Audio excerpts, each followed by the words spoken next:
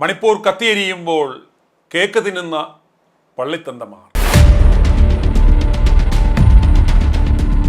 കഴിഞ്ഞ 19 മാസങ്ങൾക്കിടെ 250-ലധികം പേരുടെ ജീവനെടുത്ത, കോടിക്കണക്കിന് രൂപയുടെ വസ്തുവകകൾ നശിപ്പിക്കപ്പെട്ട, ആയിരക്കണക്കിന് ആളുകളെ വഴിയാധാരമാക്കിയ മണിപ്പൂരിലെ വംശീയാതിക്രമത്തിനൊടുവിൽ മുഖ്യമന്ത്രി ബിരേൻ സിംഗ് തന്നെ മനസ്സു തുറന്ന് ഖേദം പ്രകടിപ്പിച്ചിരിക്കുന്നു.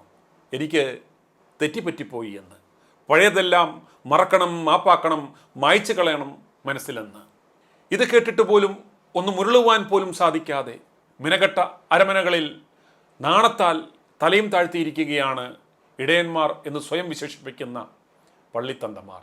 ഞങ്ങളുടെ ജനങ്ങൾ കൊല്ലപ്പെടുമ്പോൾ, ഞങ്ങളുടെ ആരാധനാലയങ്ങൾ തകർക്കപ്പെടുമ്പോൾ, ഞങ്ങളുടെ സ്ത്രീകൾ തെരുവിൽ മാനഭംഗം ചെയ്യപ്പെടുമ്പോൾ വൈകിയ ഈ ഖേദപ്രകടനം മതിയാവില്ല എന്ന് പറയുവാൻ പോലും അവർ ഇന്ന് ഭയപ്പെടുന്നത് എന്തുകൊണ്ടാണ്? റോമാ നഗരം കത്തിയെരിയുമ്പോൾ നീറോ ചക്രവർത്തി വീണ വായിക്കുകയായിരുന്നു എന്നതൊരു പക്ഷേ പരിഹാസ കഥയാകാം. എന്നാൽ മണിപ്പൂരിൽ ആളുകൾ കൊല്ലപ്പെടുമ്പോൾ, ആരാധനാലയങ്ങൾ ചുട്ടരിക്കപ്പെടുമ്പോൾ പള്ളിത്തന്തമാർ ക്രിസ്മസ് കേക്ക് തിന്നുകൊണ്ടിരിക്കുകയായിരുന്നു. നിലവിളികൾ ഉയർന്ന ആ സമയത്ത് അവർ കേക്കിൻ്റെ ഐസിങ്ങിനെ കുറിച്ച് വർണ്ണിക്കുകയായിരുന്നു. ഒടുവിലിതാ വർഷാന്ത്യത്തിൽ വൈകി വന്ന വിവേകം പോലെ മണിപ്പൂരിലെ വംശീയാതിക്രമത്തിൽ മുഖ്യമന്ത്രി ആദ്യമായി ബിരേൻ സിംഗ് ഖേദം പ്രകടിപ്പിച്ചിരിക്കുന്നു. മാധ്യമപ്രവർത്തകരോട് സംസാരിക്കുമ്പോഴായിരുന്നു മുഖ്യമന്ത്രിയുടെ ഈ ഏറ്റുപറച്ചിൽ. കഴിഞ്ഞ 3-4 മാസമായി സ്ഥിതിഗതിയിൽ അല്പം പുരോഗതി കൈവരിച്ചിട്ടുണ്ടെന്ന് അവകാശപ്പെട്ട അദ്ദേഹം ഇനി മുതൽ സംസ്ഥാനത്തെ 35ഓളം അംഗീകൃത ഗോത്രങ്ങൾ ഒന്നിച്ച് ജീവിക്കണമെന്ന് ആവശ്യപ്പെടുകയും ചെയ്തിട്ടുണ്ട്. അദ്ദേഹം ഇത് പറയുമ്പോഴും മണിപ്പൂരിൽ അക്രമ സംഭവങ്ങൾ അരങ്ങേറുകയായിരുന്നു എന്നത് വേറെ കാര്യം. 2023 മെയ്യിലാണ് മണിപ്പൂരിലെ താഴ്വരയിൽ താമസിക്കുന്ന കുക്കി വിഭാഗവും കുന്നിൻ പ്രദേശങ്ങളിൽ കഴിയുന്ന മെയ്തൈ വിഭാഗവും തമ്മിൽ സംഘർഷം ആരംഭിച്ചത്. ഏതാണ്ട് ഏകപക്ഷീയമായി കുക്കി ഗോത്രവിഭാഗത്തിന് നേരെ നടന്ന അതിക്രമങ്ങൾ അതിരൂക്ഷമായി തുടരുമ്പോഴും ഭരണാധികാരി എന്ന നിലയിൽ മുഖ്യമന്ത്രി ബിരേൻ സിംഗോ ഭരണകക്ഷിയായ BJPയോ നിരർത്ഥകമായ ചില ചർച്ചകൾക്കപ്പുറം സമാധാനം പുനഃസ്ഥാപിക്കുവാൻ കാര്യമായി ഒന്നും ചെയ്തിട്ടില്ല.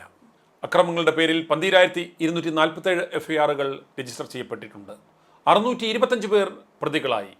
പോലീസിൽ നിന്ന് നഷ്ടപ്പെട്ട 5,600 ആയുധങ്ങളും 35,000 വെടിയുണ്ടകളും കണ്ടെടുത്തുവെന്ന് ബിരേൻ സിംഗ് തന്നെ പറഞ്ഞതിൽ തന്നെയുണ്ട് സംഘർഷത്തിൻ്റെ ആ വ്യാപ്തിയെക്കുറിച്ചുള്ള സൂചന.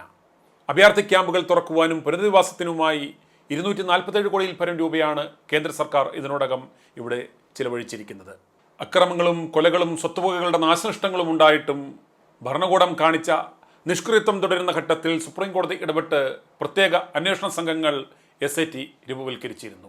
എന്നാൽ കുറ്റവാളികൾക്കെതിരായ നടപടികൾ നാമമാത്രമായി ചുരുങ്ങി. 2 കുക്കി സ്ത്രീകളെ നഗ്നരാക്കി തെരുവിലൂടെ നടത്തിയ അത്യന്തം ബീഭത്സമായ ചെയ്തികൾക്കെതിരെ എന്ത് നടപടിയെടുത്തു എന്ന് കോടതി ചോദിച്ച ശേഷം മാത്രമാണ് സംസ്ഥാന സർക്കാർ വല്ലതും ചെയ്തത്.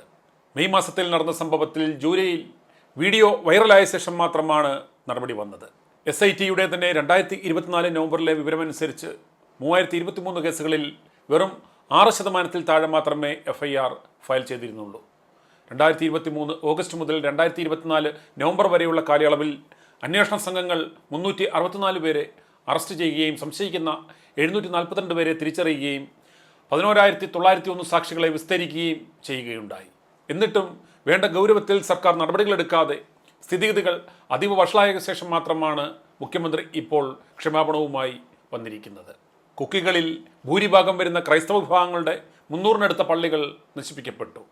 60,000-ലധികം പേർക്ക് കുടിയൊഴിഞ്ഞു പോകേണ്ടതായി വന്നു എന്നാണ് കണക്കുകൾ സൂചിപ്പിക്കുന്നത്. എന്നിട്ടൊന്നും സംസ്ഥാനത്തും കേന്ദ്രത്തിലും BJP നേതൃത്വത്തിലുള്ള സർക്കാരുകൾ ജനങ്ങൾക്കിടയിൽ സമാധാനം പുനഃസ്ഥാപിക്കുവാനായി ചുരുങ്ങിയത് അക്രമ സംഭവങ്ങൾ ഒതുക്കുവാനോ കാര്യമായ ഒരു ശ്രമവും നടത്തിയില്ല.